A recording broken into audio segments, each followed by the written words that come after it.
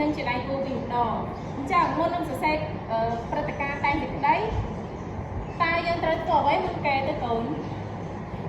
ចាយើងត្រូវកំណត់ប្រធានបទជាមុនសិនណាអញ្ចឹងប្រធានបទនីមួយៗដែលយើងត្រូវកំណត់នោះគឺយើងត្រូវតែច្បាស់លើប្រធានបទនឹងសិនបើយើងអាចសរសេរពីព្រឹត្តិការណ៍នឹងបាន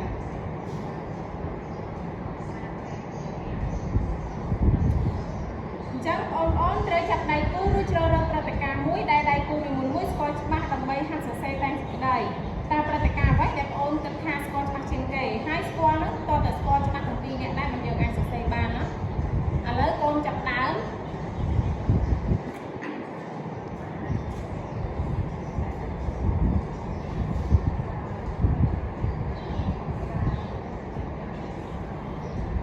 មកឥឡូវ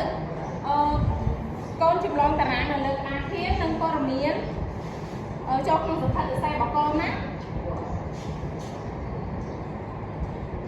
មកនៅកូនទុកពេលអត់5នាទី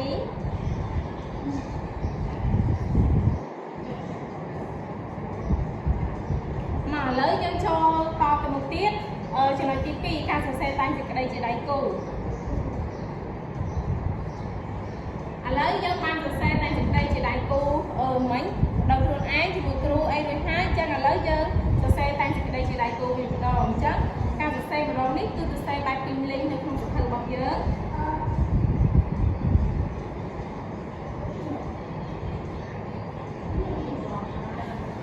មកឥឡូវកូនចាប់ដើមណា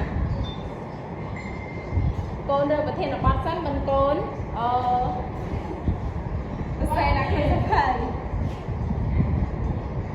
មក